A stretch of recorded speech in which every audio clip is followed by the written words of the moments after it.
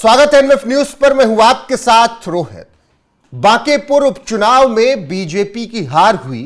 31 साल बाद उस सीट पर कमल नहीं खिला। 1995 में पहली बार जीत दर्ज की और 2025 तक वहां पर बीजेपी जीतती रही। नितिन नवीन पिछले 5 बार से विधायक रहे। अब ऐसा क्या हुआ कि उपचुनाव में बीजेपी फेल हो गई? पीके का जलवा है, जनसुराज का पहला विधायक बन चुका है। मेरे साथ वरिष्ठ पत्रकार पंकज प्रसून है। पंकज जी, 31 साल जहां पर साम्राज्य एक तरीके से रहा, गढ़ रहा, वहां पर पीके ने सेंधमारी कैसे कर दी?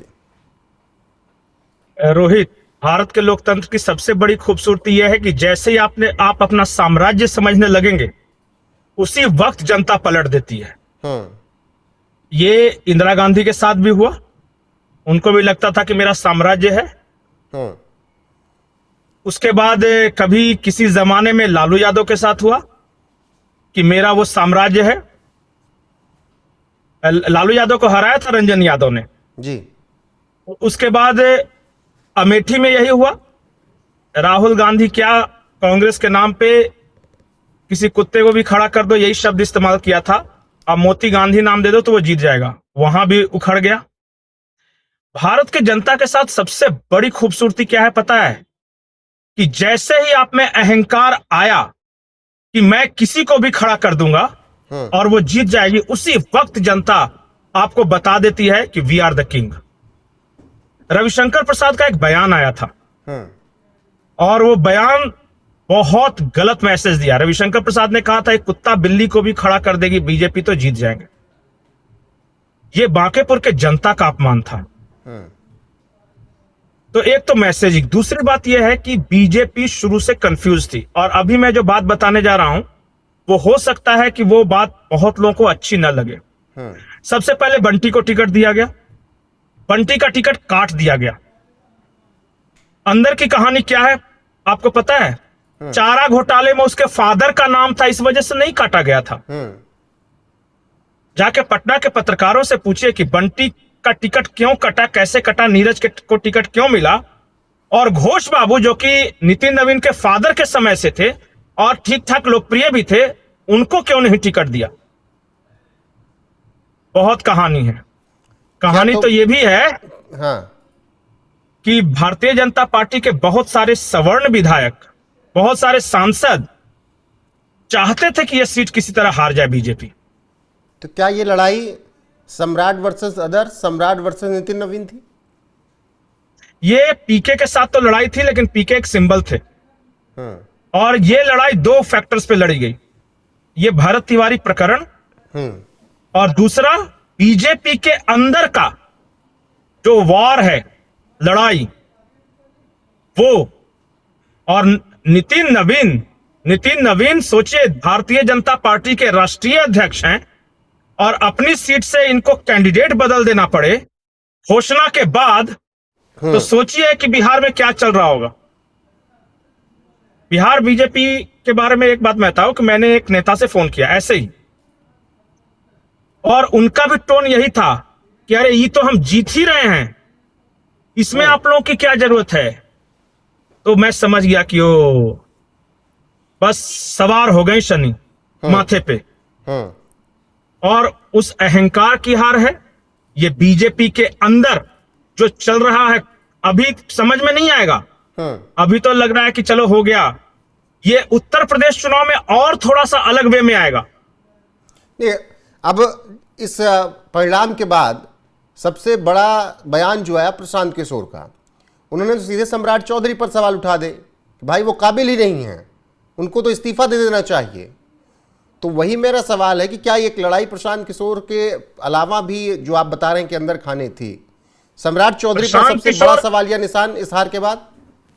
प्रशांत किशोर वही बात बोल रहे हैं जो बीजेपी के अंदर के बहुत नेता बोल रहे हैं। अच्छा, भारतीय जनता पार्टी के अंदर कई ऐसे नेता हैं जो ज्यादा पकड़ रखते हैं, जो ज्यादा भाजपाई हैं। मतलब बचपन से जब से शुरू किया सिर्फ यही विचारधारा, यही ये। सम्राट चौधरी तो आरजेडी में थे ना, इनके फादर शकुनी चौधरी, ये तो आरजेडी के प्रोडक्ट हैं। और तेजस्वी यादव हंसते हुए कहे भी थे कि हमारे ही विचारधारा को ले जाकर बैठा दिया ना, और कहता हो कि भारतीय जनता पार्टी की सरकार है। ये वो मजाक में कह रहे, विधानसभा में कहा है कि उधर भी हम ही हैं और इधर भी हम ही हैं। और ये भारतीय जनता पार्टी का हर भाजपा का कार्यकर्ता जो पुराना कैडर है वो जानता था कि बीजेपी वालों को दरकिनार करके बनाया गया है और सिर्फ कास्ट समीकरण पे बनाया गया और कोई मेरिट नहीं था। ऐसा थोड़ी था कि वो बहुत ज्यादा वैचारिक रूप से प्रतिबंध थे, ऐसा थोड़ी था कि वो बिल्कुल ये है। बहुत सारी बातें हैं यहाँ पे और बहुत चीज निकलेगा भी। अभी देखिएगा, हो सकता है कि आज मोदी और अमित शाह की इतनी जबरदस्त पकड़ है संगठन पे कि डर के मारे बहुत आदमी कुछ नहीं बोल पा रहा है, लेकिन जैसे ये पकड़ थोड़ी बहुत ग्रिप ढीला होगा, बहुत आदमी बहुत कुछ बोलेगा। बिल्कुल, और वो तो हर दौर में होता रहा है। एक बात बताइए, एक बात बताइए, विजय सिन्हा को क्यों हटाया गया?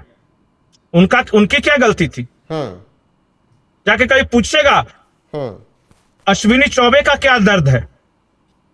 एक ब्राह्मणों के नेता, एक भूमिहारों के नेता, जरा पूछिएगा कि 38 विधायक जिता के दिया राजपूत समाज, क्या रिप्रेजेंटेशन है केंद्र में या राज्य में? क्यों भाई, आपको क्या लगता है? वो समीकरण मुझे लग रहा है कि वो वोटर समीकरण साधना पड़ेगा। लेकिन पंकज जी, बीजेपी यहां पर हारी 31 साल बाद, और हालांकि अभी सरकार उनकी बहुत अच्छे से है, लेकिन प्रशांत किशोर उनकी पार्टी के लिए बहुत, मैं कह रहा हूं कि बहुत बड़ी जीत। पहला विधायक बनना किसी के लिए भी एक बड़ी जीत। प्रशांत किशोर और मैं एक बात और बताऊं, और अच्छा, मेरा सवाल यह कि अब विधानसभा में जब प्रशांत किशोर होंगे, आरजेडी तो पहले विधानसभा चुनाव में वैसे ही खत्म हो गई, तेजस्वी यादव कितना बोलते हैं विधानसभा में ये भी आपको पता है, तो क्या अब बीजेपी वर्सेस, ठीक है सिंगल प्रशांत किशोर जनसुराज के होंगे, लेकिन बीजेपी वर्सेस प्रशांत किशोर ही आपको आगे चलकर नजर आ रहा है? आरजेडी और बीजेपी वर्सेस प्रशांत किशोर नहीं। जरा सोचिए कि एक तरफ मुख्यमंत्री सम्राट चौधरी, एक तरफ प्रशांत किशोर के सवालों का मुख्यमंत्री जवाब दे पाएंगे अगर संगठन और पीछे से बाकी नेता बैकअप ना करे तो? सामने सामने करवा लीजिए डिबेट दोनों का, किसी भी मामले में।